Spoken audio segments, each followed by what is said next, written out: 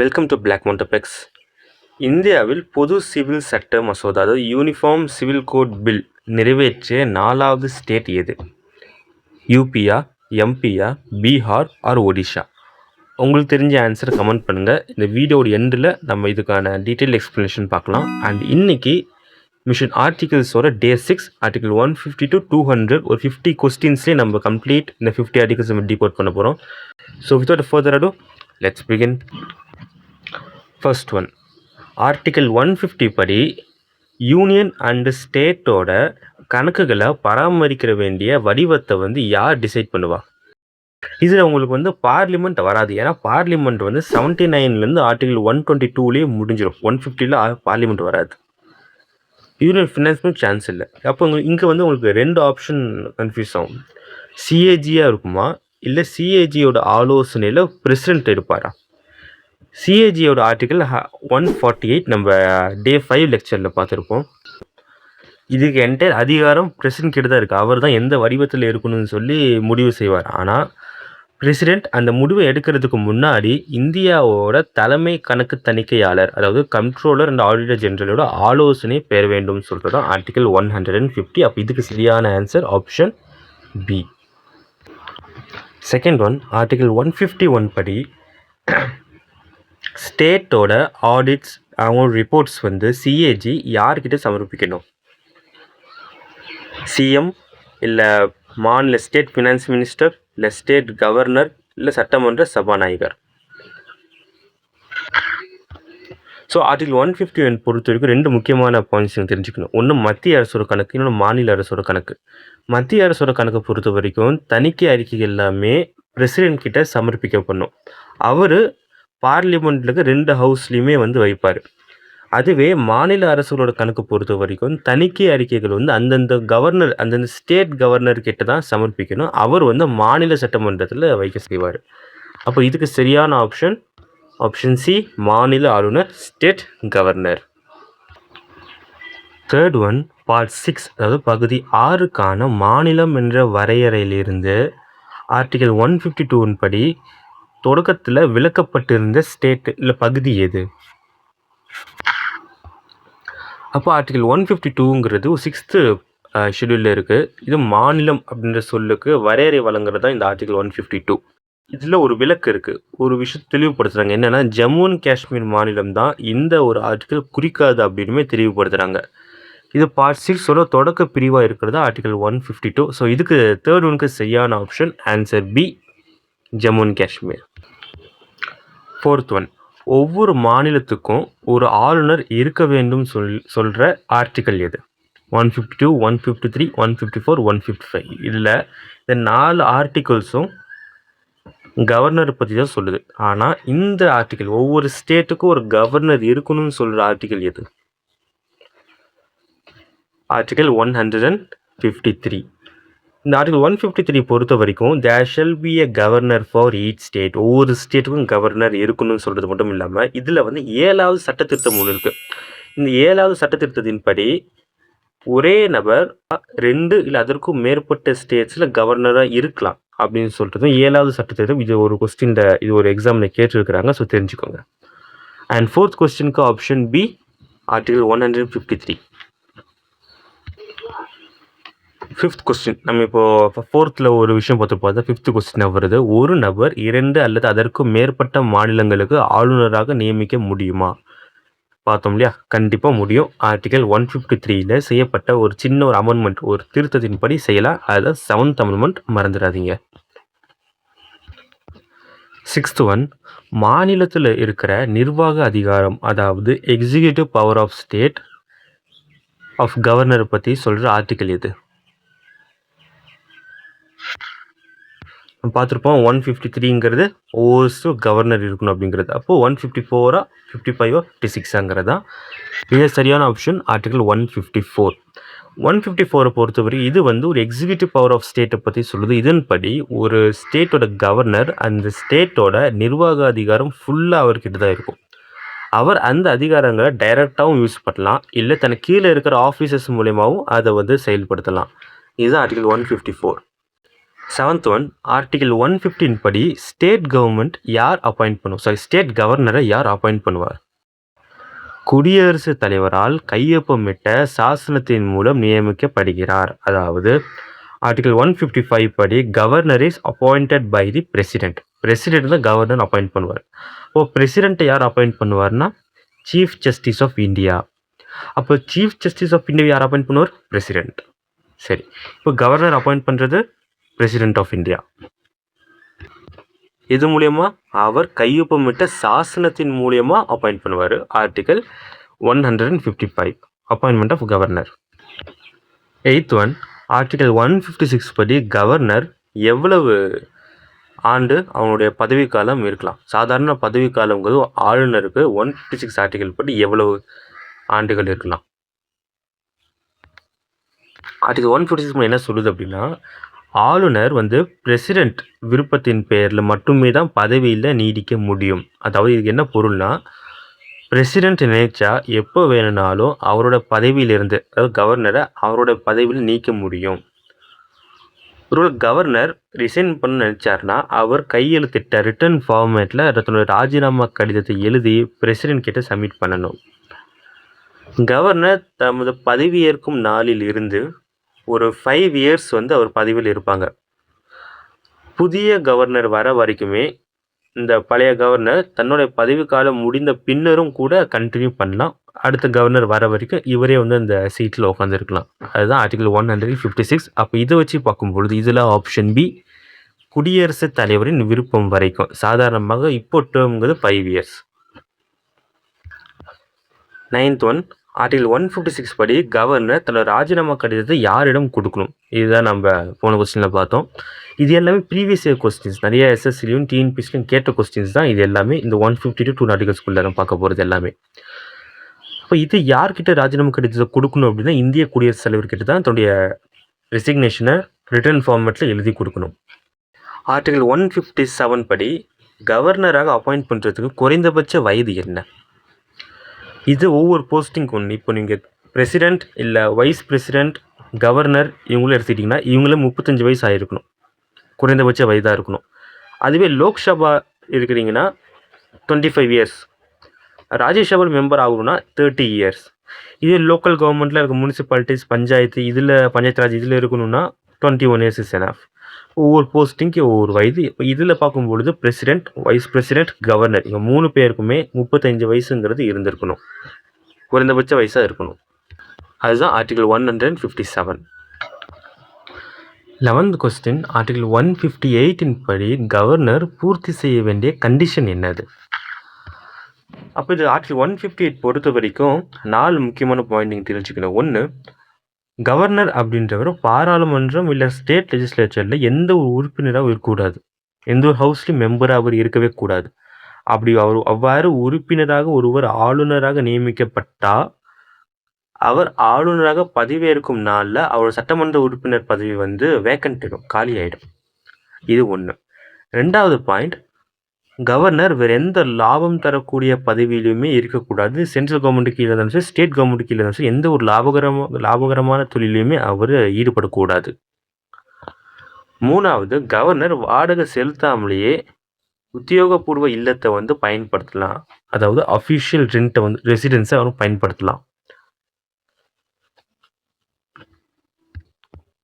4வது பாயிண்ட், ஒரே நபர் 2 இல்லை அதற்கும் மேற்பட்ட ஸ்டேட்ஸ்க்கு கவர்னராக அப்பாயிண்ட் பண்ணும்போது அவரோட ஊதியம் அண்ட் அவரோட அலவன்சஸ் எல்லாமே குடியரசுத் தலைவர் தீர்மானிக்கப்பட்டு மாநிலங்களிடையே ஷேர் பண்ணப்படும். இது 3வது பாயிண்ட். அவரோட பதவி காலத்தில் அவரோட ஊதியமோ இல்லை சலுகைகளோ அலவன்சஸ் எதுவுமே குறைக்கப்படாது. இதுதான் ஆர்டிகல் 158 சொல்லுது கண்டிஷன்ஸ் ஆஃப் கவர்னர்ஸ் ஆஃபீஸ். இப்போ இதை வச்சு பார்க்கும்போது இதில் ஆப்ஷன்ஸ் நாடாளுமன்ற உறுப்பினர் இருக்க வேண்டும்ங்கிறது கிடையாது, இருக்கக்கூடாதுங்கிறது தான் ஃபஸ்ட்டு பாயிண்ட்டு. அப்போ 11th சரியான ஆப்ஷன் பி, எந்த ஒரு ஆதாயம் தரும் பதவியும் வகிக்கக்கூடாது, ஆஃபீஸ் ஆஃப் ப்ராஃபிட்டுங்கிறது இருக்கக்கூடாது ஆர்டிகல் 158 படி. ஸோ 11th கொஸ்டினுக்கு option B. 12th one article 159 கீழே கவர்னருக்கு பதவி பிரமாணம் செய்து வைப்பவர் யார்? இந்த ஓத் ஆர் அஃபர்மேஷன் கொடுக்கறது யார் கவர்னருக்கு? மாநில உயர்நீதிமன்ற தலைமை நீதிபதி தான் இதுக்கு வந்து பண்ணுவார். ஒருவேளை சீஃப் ஜஸ்டிஸ் ஆஃப் ஹைகோர்ட் அந்த இடத்துல ஆப்சென்ட் ஆகிட்டார் அப்படின்னா அவருடைய ஆப்சன்ஸ் அப்போ சீனியர் மோஸ்ட் ஜட்ஜ் அந்த ஒரு கோர்ட்டில் சீனியர் மோஸ்ட் ஜட்ஜுக்கு வந்து பதவி பிரமாணம் பண்ணுவார். இது ஆர்டிகல் 159. 13th ஒன், ஒருவேளை எதிர்பாராத அவசர சூழ்நிலைகளில் ஆளுநரோட பணிகளை மேற்கொள்ள ஏற்பாடு செய்ய குடியரசுத் தலைவருக்கு அதிகாரம் அளிக்கும் சரத்து எது? எந்த ஆர்டிக்கல் இது அதிகாரம் கொடுக்குது பிரசிடென்ட்டுக்கு? இதில் ஆர்டிக்கல் 160 நீங்கள் பார்த்தீங்கன்னா 2 முக்கியமான விஷயம் தெரிஞ்சுக்கணும். அரசியலமைப்பில் குறிப்பிடப்படாத அவசர இல்லை எதிர்பாராத சூழல்கள், உதாரணத்துக்கு இப்போது ஆளுநரோட திடீர் உடல்நிலை குறைவாக இருக்கட்டும், இல்லை அவர் வந்து இறந்துட்டார் அப்படின்னா கவர்னரோட வேலைகளை செயல்படுத்த பிரசிடென்ட் அதுக்கான ஏற்பாடுகளை செய்யலாம். அதுக்கு அதிகாரங்கிறது பிரசிடென்ட்டுக்கு கொடுக்கப்படுது. இந்த விதியின் மூலம், இந்த ஆர்டிகல் மூலயமா ஸ்டேட் கவர்மெண்ட் எந்தவித தொய்வும் ஏற்படக்கூடாது, அதுக்காக டெம்பரரி கவர்னரை அப்பாயிண்ட் பண்ணுறதுக்கும் இல்லை அந்த பொறுப்பை வந்து வேறொருவருக்கு வழங்குறதுக்கும் பிரசிடென்ட்க்கு அதிகாரம் கொடுக்கறதா ஆர்டிகல் 160. 14th ஒன், ஆர்டிகல் 161 படி ஆளுநரோட மன்னிப்பளிக்கும் அதிகாரம் எந்த எல்லைக்குட்பட்டது? பாடன், ரெமிஷன், கம்யூட்டேஷன், ரெப்ரீவ் மாதிரியான முக்கியமான பாடன் பவரை கொடுக்கறது. இப்போ பாடன் அப்படிங்கிறது ஒரு தண்டனையை இல்லை அவரோட குற்றத்தை முழுமையாக நீக்குதல், கம்ப்ளீட் எரேஸ் பண்ணுறது. ஆனால் மரண தண்டனையை கவர்னரால் நீக்குதல் பண்ண முடியாது, அதுக்கு பிரசிடென்டால் மட்டும்தான் முடியும். ரெண்டாவது தண்டனை குறைப்பு, ரெமிஷன், தண்டனையோட கால அளவை குறைக்கிறது தான் ரெமிஷன். கம்யூட்டேஷன், கொடுக்கப்பட்ட தண்டனை விட குறைவான இன்னொரு தண்டனையாக மாற்றுறது தான் கம்யூட்டேஷன். ரெப்ரீவ் அண்ட் ரெஸ்பெக்ட், தண்டனையை தற்காலிகமாக நிறுத்தி வைக்கிறதோ இல்லைனா சிறப்பு சூழ்நிலைகளில் காரணமாக குறைந்த தண்டனையை வழங்குறதோ, இது எல்லாமே ரெப்ரீவ் அண்ட் ரெஸ்பெக்ட். கவர்னர் இந்த அதிகாரத்தெல்லாம் செயல்படுத்தும் போது மாநில அமைச்சரவையோட ஆலோசனையின்படி தான் செயல்படணும். இது வந்து ஆர்டிகல் 161. ஸோ அதுபடி பார்க்கும் பொழுது 14th சரியான ஆப்ஷன் பி தான், மாநில நிர்வாக அதிகாரத்திற்குட்பட்ட சட்டங்கள். ஏன்னா இராணுவ நீதிமன்றங்களில் இவருடைய பாடன் பவருங்க ஒர்க்கே ஆகாது. மார்ஷியல் கோர்ட்டாக இருந்தாலும் சரி, டெத் சென்டென்சஸ்லேயும் இவரோட பாடன் பவர் ஒர்க் ஆகாது. மத்திய நிர்வாக அதிகாரம்னா கவர்னருக்கு எந்த ஒரு பவரும் கிடையாது, பொதுப்பட்டியலுமே இருக்காது. இதுக்கு சரியான ஆப்ஷன் மாநில நிர்வாக அதிகாரத்துக்கு உட்பட்ட சட்டங்கள் தான் option B 14th. 15th one, article 161 கீழே ஆளுநருக்கு மரண தண்டனையை முழுமையாக மன்னிக்கும் அதிகாரம் உள்ளதா? இல்லை, அதுதான் நம்ம 14th கொஸ்டின்லேயே பார்த்துருப்போம். ஆப்ஷன் பி இல்லை. ஏன்னா இந்த டெத் சென்டென்ஸுக்கும் இன்னும் சில முக்கியமான சீரியஸ் கண்டிஷன்ஸுக்கும் பிரசிடென்ட் கிட்ட மட்டும்தான் அதிகாரங்கிறது இருக்குது. 16th ஒன், ஆர்டிகல் 162 எதை சொல்லுது? அப்போ இந்திய அரசியலமைப்பில் ஆர்டிகல் 162ங்கிறது வந்து மாநிலத்தின் நிறைவேற்று அதிகாரத்தின் அளவையும் வரம்புகளையும் விளக்குறது ஆர்டிகல் 162. எதில் ஸ்டேட் லெஜிஸ்லேட்டர் சட்டத்தை உருவாக்க முடியுமோ அதில் மட்டுமே மாநில அரசோட நிர்வாக அதிகாரங்கிறது நீடிக்கும் அப்படிங்கிறது ஆர்டிகல் 162 எக்ஸ்டெண்ட் பண்ணப்படுங்கிறது. அதுதான் ஆர்டிகல் 162. 17th ஒன், ஆர்டிகல் 163 படி ஆளுநர் தனது பணிகளை செய்ய உதவி மற்றும் ஆலோசனைகளை வழங்குவது யார்? அப்போ இதில் வந்து ஆர்டிகல் 163 சரியான ஆப்ஷன். ஏன் அப்படின்னா 163 பொறுத்த வரைக்கும் மாநில ஆளுநருக்கு வந்து உதவும் அந்த ஆலோசனை வழங்குறதுக்கு முதலமைச்சரும் அவரோட தலைமையிலான அமைச்சர்கள் குழு, கவுன்சில் ஆஃப் மினிஸ்டர்ஸ் இருக்கிறது கட்டாயம். ஏன்னா அரசியலமைப்பு சட்டத்தின்படி ஆளுநர் தன்னோட சொந்த விருப்பத்தில் பேரில் செயல்பட வேண்டிய டிஸ்கிரிஷ்னரி அதிகாரங்களை தவிர, அந்த பவர்ஸை தவிர எல்லா செயல்பாடுகளுக்கும் இந்த council of ministers and chief மினிஸ்டரோட ஆலோசனையின்படி தான் செயல்பட வேண்டும். அதே மாதிரி அமைச்சர்கள் ஆளுநருக்கு என்ன ஆலோசனை வழங்கினார்கள் அப்படிங்கிறத நீதிமன்றத்தில் கேள்வி கேட்க முடியாது, ஆர்டிகல் 163. ஸோ சரியான option B. 18th one, article 163 கீழே அமைச்சர்கள் ஆளுநருக்கு வழங்கிய ஆலோசனை நீதிமன்றங்கள் விசாரிக்க முடியுமா? 17th கொஸ்டின்லேயே பார்த்தோம், முடியாது. எந்த ஒரு நீதிமன்றமாக இருந்தாலும் சரி, என்ன ஆலோசனை வழங்கினாங்க அப்படிங்கிறத கேட்கறதுக்கு எந்த ஒரு கோர்ட்டுக்கும் ரைட்ஸ் கிடையாது. 19th ஒன், ஆர்டிகல் 164 கீழே முதலமைச்சர் அப்பாயிண்ட் பண்ணுறது யார்? இது உங்கள் எல்லாத்துக்குமே தெரியும், கவர்னர். ஆனால் இந்த ஆர்டிகல் 164 இன்னும் முக்கியமான ஒரு சில பாயிண்ட்ஸ் இருக்கு. மாநில முதலமைச்சரை ஆளுநர் நியமிக்கிறார், ஆனால் மற்ற அமைச்சர்கள் எல்லாமே சிஎம்மோட அறிவுரையின் பேரில் தான் கவர்னர் அப்பாயிண்ட் பண்ணணும். அமைச்சரவை உறுப்பினர்கள் எல்லாருமே லெஜிஸ்லேட்டிவ் அசம்பிளிக்கு கலெக்டிவ் ரெஸ்பான்ஸ் கூட்டாக பொறுப்பாவார்கள் அப்படின்னு சொல்லுவாங்க. கூட்டு பொறுப்பும்பாங்க. Collective responsibility. மாநில சட்டமன்றத்தில் மொத்த உறுப்பினர்களில் 15% மட்டும்தான் அமைச்சர்களாக இருக்கணும்.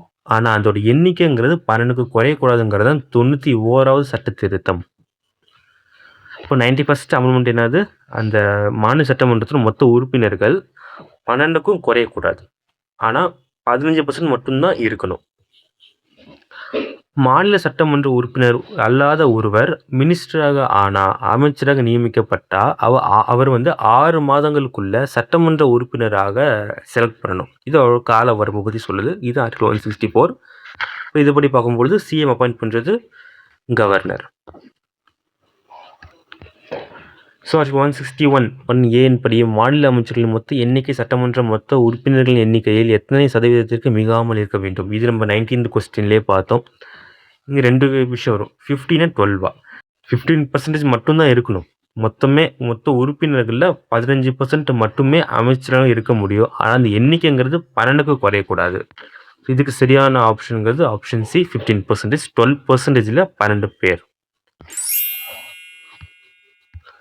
21. ஆர்டிகல் 165 ஒவ்வொரு மாநிலத்திலும் எந்த அரசியலமைப்பு பதிவை நியமிக்க வழிவகை செய்கிறது? சிஏஜி இருக்காது. ஏன்னா சிஏஜிங்க ஆர்டிகல் 148க்கு போயிடும். அட்வொகேட் ஜெனரலா, அட்டார்னி ஜெனரலா, இல்லை மாநில நிதி ஆணையரா? Advocate general. Advocate general appoint பண்ணுறதுமே கவர்னர் தான். அட்வொகேட் ஜெனரல் ஆகணும்னா ஒருத்தர் ஹைகோர்ட் ஜட்ஜுக்கு குவாலிஃபை ஆக அந்த தகுதி இருந்தால் தான் அவர் அட்வொகேட் ஜெனரல் ஆக முடியும். லீகல் மேட்டர்ஸில் ஸ்டேட் கவர்மெண்ட் எல்லாத்துக்கும் அட்வைஸ் பண்ணுறது அட்வொகேட் ஜெனரல் தான். ஸோ 21க்கு ஆப்ஷன் பி அட்வொகேட் ஜெனரல், மாநில தலைமை வழக்கறிஞர். 22 அட்வொகேட் ஜெனரல் நியமிப்பவர் யார்? அப்பாயிண்ட் பண்ணுறது இப்போ நம்ம பார்த்தோம் ஆளுநர் தான். Advocate general of state appoint பண்ணுறதுக்கு என்ன தகுதி தேவைப்படும்? அதுவுமே நம்ம 21st கொஸ்டின்லேயே பார்த்துட்டோம். ஹைகோர்ட் ஜட்ஜுக்கு குவாலிஃபை ஆகிற அளவுக்கு அவர் அந்த அளவு தகுதி பெற்றிருந்தால் அவர் அட்வொகேட் ஜெனரல் ஆகலாம். 23rd ஆப்ஷன் பி உயர் நீதிமன்ற நீதிபதியாக நியமிக்கப்படுவதற்கான தகுதி அவர்கிட்ட இருக்கணும். 24th ஆர்டிகல் 166 படி மாநில அரசோட அனைத்து நிர்வாக நடவடிக்கைகளும் யாரோட பெயரால் மேற்கொள்ள வேண்டும்? அப்போ எல்லா எக்ஸிக்யூட்டிவ் ஆக்ஷன்ஸும் ஸ்டேட் லெவலில் கவர்னரோட பேரில் எடுக்கணும். பட் சென்ட்ரல் லெவலில் கண்ட்ரி லெவலில் பார்க்கும்பொழுது அது பிரசிடென்ட்டோட பேரில் தான் இருப்பாங்க. பட் இங்கே ஸ்டேட் பற்றி கேட்குறதுனால கவர்னர் இஸ் சரியான ஆப்ஷன். 24க்கு ஆப்ஷன் பி. 25th கொஸ்டின் ஆளுநருக்கு கவர்னருக்கு தகவல்களை தெரிவிப்பது தொடர்பாக யாருடைய கடமைகளை ஆர்டிகல் 167 சொல்லுது? ஸோ அது 167 என்ன சொல்லுது அப்படின்னா, மாநில நிர்வாகம் அது மட்டும் இல்லாமல் புதிய சட்ட முன்மொழிவுகள் தொடர்பான கவுன்சில் ஆஃப் மினிஸ்டர்ஸ் அனைத்து முடிவுகளையும் கவர்னருக்கு சிஎம் தெரிவிக்கணும். அதுதான் ஆர்டிகல் 167. அதுபடி பார்க்கும்போது இங்கே முதலமைச்சர் தான் ஆளுநருக்கு எல்லா தகவல்களையும் தெரிவிக்கணுங்கிறது ஆர்டிகல் 167. ஆர்டிகல் 168 படி ஒவ்வொரு மாநில சட்டமன்றமும் ஆளுநரையும் மற்றும் எதனை கொண்டிருக்கும்? இப்போ ஸ்டேட் லெஜிஸ்லேச்சர்னா என்னது? இப்போ நம்ம பார்த்தோம் பார்லிமெண்ட்னா president plus Lok Sabha plus Rajya Sabha. அதே மாதிரி ஸ்டேட் லெஜிஸ்லேட்டிவ் என்னென்ன சேர்ந்துருக்கும்? இது ரொம்ப முக்கியமானது, தெரிஞ்சுக்கோங்க. ஆர்டிகல் 168 பொறுத்த வரைக்கும் ஒவ்வொரு மாநிலத்திற்கும் ஆளுநரை கொண்ட ஒரு சட்டமன்றம்ங்கிறது இருக்கும். ஒரு சில ஸ்டேட்ஸில் பை கேமரல், இன்னொரு சில ஸ்டேட்ஸில் யூனிக் கேமரல். பை கேமரல் 2 அவைகள், யூனிக் கேமரல்னா ஓரவை. அப்போ இந்த 2 அவைகள் உள்ள மாநிலம் எப்படி இருக்கும் அப்படின்னா, ஒரு மாநிலத்தோட சட்டமன்றத்தில் 2 அவைகள் இருந்தால் அவங்க ஸ்டேட் லெஜிஸ்லேட்டிவ் அசம்பிளி ஒன்று இருக்கும், ஸ்டேட் லெஜிஸ்லேட்டிவ் கவுன்சில் ஒன்று இருக்கும். ஆனால் ஒரே ஒரு அவை மட்டுமே இருந்தால் அது ஸ்டேட் லெஜிஸ்லேட்டிவ் அசம்பிளி மட்டும்தான் இருக்கும். இப்போ உதாரணத்துக்கு இந்த 2 அவைகள் கொண்ட ஸ்டேட்ஸ் எல்லாமே என்னென்னா ஆந்திர பிரதேஷ், பீகார், மகாராஷ்டிரா, கர்நாடகா, தெலுங்கானா அண்ட் உத்தரப்பிரதேஷ். இந்த 6 ஸ்டேட்ஸில் மட்டும்தான் இன்னுமே பை கேமரல் லெஜிஸ்லேச்சர், அதாவது ஸ்டேட் லெஜிஸ்லேட்டிவ் அசம்பிளியும் இருக்கும், ஸ்டேட் லெஜிஸ்லேட்டிவ் கவுன்சிலுமே இருக்கும். அதுதான் ஆர்டிகல் 168 சொல்லுது. ஆர்டிகிள் 169 என்ன? அதுதான் நமக்கு 27th கொஸ்டின். 169 அப்படின்னா 2 விஷயம் தெரிஞ்சுக்கணும். மாநில சட்டமன்றம் ஒரு கோரிக்கை வைத்ததுனா, லெஜிஸ்லேட்டிவ் அசெம்பிளி ஒரு கோரிக்கை வச்சுச்சுன்னா, இந்தியன் பார்லிமெண்ட் அந்த ஸ்டேட்டோட சட்ட மேலவையை உருவாக்கவோ இல்லை ரத்து செய்கிறதுக்கோ அதிகாரங்கிறது உண்டு. Abolition or creation of legislative council, அதாவது 169. அப்போ இதுக்கு வந்து எந்த மெஜாரிட்டி தேவை? சிம்பிள் மெஜாரிட்டி போதும், ஸ்பெஷல் மெஜாரிட்டி வேணுமா? ஸ்பெஷல் மெஜாரிட்டி தேவை. 2ல் 3 பங்கு குறையாதவர்கள் ஆதரவு தீர்மானம் நிறைவேற்ற வேண்டும். அப்படி பண்ணால் அந்த லெஜிஸ்லேட்டிவ் கவுன்சிலுங்கிறது கிரியேட்டும் பண்ணலாம், அபாலிஷும் பண்ண முடியும். 28th கொஸ்டின் நம்ம 27th பார்த்த மாதிரி தான். உருவாக்குறதுக்கோ, அதாவது லெஜிஸ்லேட்டிவ் கவுன்சில் உருவாக்குறதுக்கோ இல்லை நீக்கிறதுக்கோ மாநில சட்டமன்றையில் தேவைப்படும் பெரும்பான்மை எது? இதில் ஆப்ஷன் பி சிறப்பு பெரும்பான்மை, அதாவது ஸ்பெஷல் மெஜாரிட்டி. 3ல் 2 பங்கு அவங்க ஓட் பண்ணால் அந்த ஒரு லெஜிஸ்லேட்டிவ் கவுன்சிலில் அபாலிஷும் பண்ண முடியும், கிரியேட்டும் பண்ண முடியும். 29th ஆர்டிகல் 117 படி ஒரு மாநில சட்டமன்ற பேரவையின் அதிகபட்ச உறுப்பினர் எண்ணிக்கை எவ்வளவு இருக்கணும்? ஆர்டிகல் 170 படி லெஜிஸ்லேட்டிவ் அசம்பிளியில் 60க்கும் கீழே இருக்கக்கூடாது, அதே மாதிரி 500 நபருக்கு மேலே இருக்கக்கூடாது. அதிகபட்சமாக 500 உறுப்பினர் இருக்க வேண்டும். ஆனால் ஒரு சில ஸ்பெஷல் கேசஸுமே இருக்குது. இப்போ கோவா, அருணாச்சல் பிரதேஷ், சிக்கிம்லாம் பார்க்கும்பொழுது மினிமம் 30 மெம்பர்ஸ் இருந்தாலே போதும்னு சொல்கிறாங்க. மிசோரமுக்கு 40 மெம்பர்ஸ் இருந்தால் போதும். நாகாலாண்டுக்கு 46 மெம்பர்ஸ் இருந்தால் போதும். பட் ஜென்ரலாக பார்க்கும் பொழுது மினிமம் 60 இருக்கணும், மேக்ஸிமம் 500ங்கிறது இருக்கணும். அப்போ 29க்கு சரியான ஆப்ஷன் சி, 500 மெம்பர்ஸ். 31 ஆர்டிகல் 170 படி குறைந்தபட்ச உறுப்பினர், அதான் நம்ம பார்த்தோம் 29th 60 உறுப்பினர்கள் 60 மெம்பர்ஸுங்கிறது இருக்கணும். 60 to 500 for state legislative assembly. Article 171 படி சட்ட மேலவையின் மொத்த உறுப்பினர் எண்ணிக்கைங்கிறது சட்டமன்ற பேரவையின் மொத்த எண்ணிக்கையில் எவ்வளவு மிகாமல் இருக்கணும். அதாவது இந்த கம்போசிஷன் ஆஃப் லெஜிஸ்லேட்டிவ் கவுன்சிலுங்கிறது ஆர்டிகல் 171 சொல்லுது. டோட்டல் மெம்பர்ஸ் பொறுத்த வரைக்கும் 1/3, அதாவது 3ல் 1 பங்கு மிகாமல் இருக்கணும். மினிமமாக 40 மெம்பர்ஸாவது இருக்கணும். அதுதான் ஆர்டிகல் 171. 170ங்கிறது லெஜிஸ்லேட்டிவ் அசம்பிளி, அது டைரக்ட் எலெக்ஷன். 171 பொறுத்த வரைக்கும் லெஜிஸ்லேட்டிவ் கவுன்சில்ஸ்க்கானது, இது வந்து இன்டைரக்ட் எலெக்ஷன். லெஜிஸ்லேட்டிவ் அசம்பிளியில் 60 to 500, லெஜிஸ்லேட்டிவ் கவுன்சிலில் 1/3 எக்ஸிட் பண்ணக்கூடாது, அதே மாதிரி மினிமம் 40 மெம்பர்ஸுங்கிறது இருக்கணும். கொஸ்டின் 32 அதான் வருது. ஆர்டிகல் 171 கீழே ஒரு சட்ட மேலவைக்கு நிர்ணயிக்கப்பட்ட குறைந்தபட்ச உறுப்பினர் எண்ணிக்கை என்ன? மினிமம் 40 இருக்கணும். அதுதான் ஆர்டிகல் 171 லெஜிஸ்லேட்டிவ் கவுன்சிலுக்கானது. ஆர்டிகல் 117 படி சட்ட மேலவை லெஜிஸ்லேட்டிவ் கவுன்சில் உறுப்பினர்களை எத்தனை பங்கினரை ஆளுநர் நியமிக்கிறார்? எவ்வளவு பங்கு வந்து கவர்னர் அப்பாயிண்ட் பண்ணுறாரு லெஜிஸ்லேட்டிவ் கவுன்சிலில்? 6ல் 1 பங்கு. இவங்க வந்து லிட்ரேச்சர் எக்ஸ்பர்ட்டாக இருக்கலாம், இல்லை சயின்ஸ் ஃபீல்டு நல்லா இருக்கலாம், இல்லை art, cooperative movement, social service, sports, இது மாதிரி நிறையா ஃபீல்ட்ஸில் அவங்க வந்து ரொம்ப எக்ஸ்பர்ட்டாக இருக்கலாம். அதில் கவர்னர் செலக்ட் பண்ணி அப்பாயிண்ட் பண்ணுவார். 6ல் 1 பங்கு கவர்னர் அப்பாயிண்ட் பண்ணுவார் இன் லெஜிஸ்லேட்டிவ் கவுன்சில் ஆர்டிகல் 171 படி. ஆர்டிகல் 172 படி சட்டமன்ற பேரவையோட சாதாரண பதவி காலம் என்ன? இது எல்லாத்துக்கும் தெரியும், 5 years. ஆனால் 5 years இருந்தாலும் இது லெஜிஸ்லேட்டிவ் அசம்பிளிக்கானது. லெஜிஸ்லேட்டிவ் கவுன்சில் வந்து ஒரு பெர்மனன்ட் பாடி, ராஜ்யசபா மாதிரி. ராஜ்யசபா பெர்மனன்ட் பாடி தான். லெஜிஸ்லேட்டிவ் கவுன்சிலும் பெர்மனன்ட் பாடி, நிரந்தர அவை. இதில் பொறுத்த வரைக்கும் 3ல் 1 பங்கு ஒவ்வொரு 2 வருஷத்துக்கும் ரிட்டையர் ஆகிட்டே இருப்பாங்க. ஸோ அதனால் லெஜிஸ்லேட்டிவ் கவுன்சில்னு கேட்டாங்கன்னா 6 வருஷம், லெஜிஸ்லேட்டிவ் அசம்பிளின்னு கேட்டாங்கன்னா 5 வருஷம். இது சட்டமன்ற பேரவைன்னு கேட்டிருக்கிறாங்க, அதாவது ஸ்டேட் லெஜிஸ்லேட்டிவ் அசம்பிளின்னு கேட்டிருந்தாங்கன்னா இதுக்கு சரியான ஆன்சர் ஆப்ஷன் 5. 35 கொஸ்டின் அதை நம்ம பார்த்தோம். 34லே ஆர்டிகல் 172. ஆர்டிகல் 172 படி சட்ட மேலவை ஸ்டேட் லெஜிஸ்லேட்டிவ் கவுன்சிலை கலைக்க முடியுமா? முடியாது. ஏன்னா இது ஒரு நிரந்தரவை, பெர்மனன்ட் ஹவுஸ். 2 ஆண்டுகளுக்கு ஒரு முறை 3ல் 1 பங்கு உறுப்பினர்கள் ரிட்டையர் ஆவாங்க, அது நம்ம பார்த்தாச்சு. 36 ஆர்டிகல் 173 படி சட்டமன்ற பேரவை உறுப்பினர் ஆவதற்கான குறைந்தபட்ச வயது என்ன? இதுன்னு ஃபர்ஸ்ட்லேயே பார்த்துப்போம். President, vice president, governor 35. Local government municipalities எல்லாமே 21. ராஜ்யசபாவுக்கு 30. அப்போ இதுக்கு ஆப்ஷன் பி 25 இயர்ஸ். ஆர்டிகல் 173 படி சட்டமேலவை உறுப்பினராவதற்கான குறைந்தபட்ச வயது என்ன? லெஜிஸ்லேட்டிவ் கவுன்சிலுக்கு வயசுங்கிறது 30, லெஜிஸ்லேட்டிவ் அசம்பிளிக்கு 25, லெஜிஸ்லேட்டிவ் கவுன்சிலுக்கு ஏஜுங்க 30 இருக்கணும். Option C.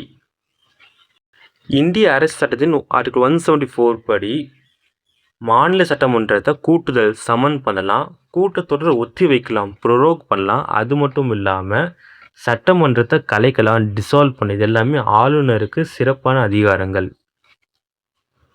இந்த ஒரு சட்டப்பிரிவு 2 அமர்வுகளுக்கும் இடைப்பட்ட காலம் 2 செஷன்ஸ்க்கு நடுவில் 6 மாதங்களுக்கு மேலே இருக்கக்கூடாதுன்னு சொல்கிறது. இப்போ ஒரு செஷன் நடந்திருக்கு, இன்னொரு செஷன் நடக்கிறதுக்கு அந்த நடுவில் கேப்புங்கிறது மேக்ஸிமம் 6 மாதம் இருக்கணும். அதை தாண்டி மிகாமல் இருக்கணும். அதான் ஆர்டிகல் 174. அதுபடி பார்க்கும்போது இங்கே ஆப்ஷனே சட்டமன்ற பேரவை கலைத்தல், அது வந்து கவர்னரால் பண்ண முடியும்.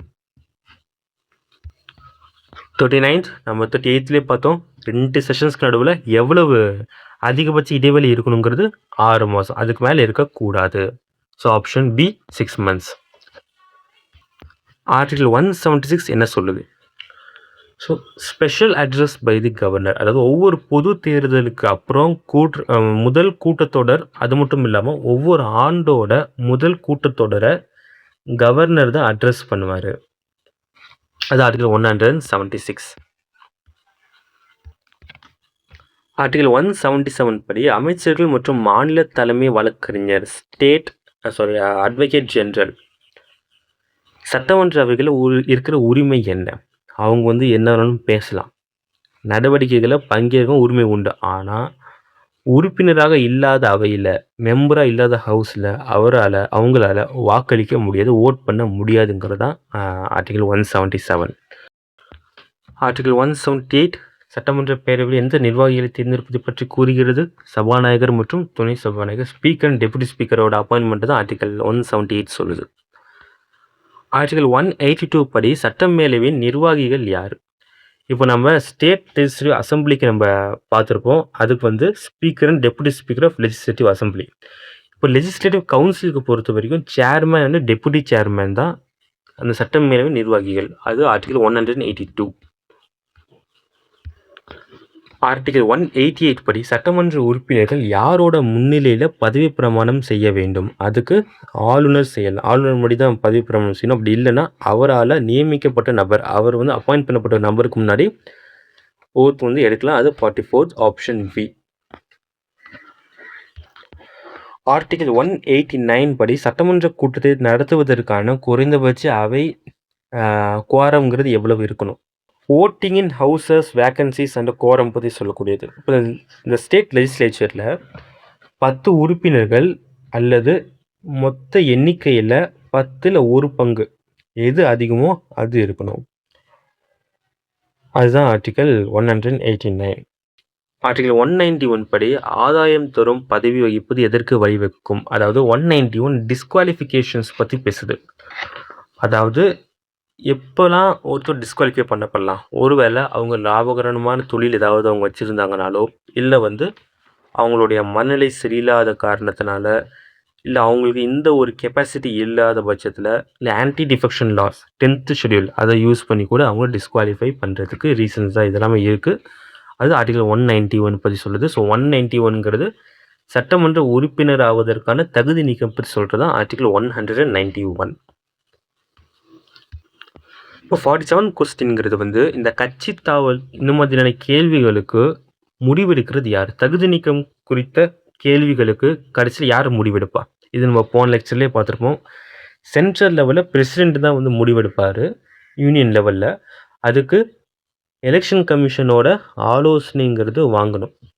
இங்கே ஸ்டேட்டுங்கிறதுனால ஆளுநர் தான் டிசைட் பண்ணுவார். ஆனால் தேர்தல் ஆணையத்தோட ஆலோசனையின் பேரில் கவர்னர் வந்து முடிவெடுப்பார். ஆர்டிகல் 192.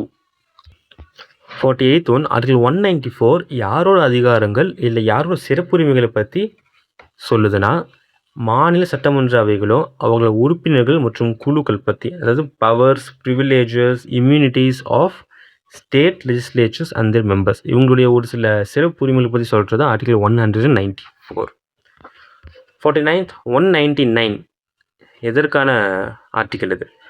199 பொறுத்தவரைக்கும் டெஃபனிஷன் ஆஃப் மணி வில், பண மசோதா பற்றி சொல்கிறது ஆர்டிகல் 199. இந்த மணி வில் பற்றி நம்ம எப்போ நெக்ஸ்ட் டைம் டீட்டெயிலாக பார்த்துருப்போம். ஆர்டிகல் 200 படி ஒரு மசோதா நிறைவேற்றப்பட்ட ஒப்புதலுக்கு வரும்போது ஆளுநருக்கு கிடைக்காத விருப்ப தேர்வுங்கிறது எது? ஆர்டிகல் 200 படி கவர்னருக்குமே ஆசன் டு பில்ஸ்க்கு பவர் இருக்குது. அந்த மசோதாவை ஆசன் கொடுத்துடலாம், இல்லைனா அந்த மசோதாவை ஹோல்டு பண்ணி வச்சிடலாம், இல்லை அதை ரீகன்சிடர் பண்ணுறதுக்கு திருப்பி அனுப்பலாம். அதனால் பிரசிடெண்ட்டோட absolute veto, suspensive veto and pocket veto சொல்லி பார்த்துருப்போம்.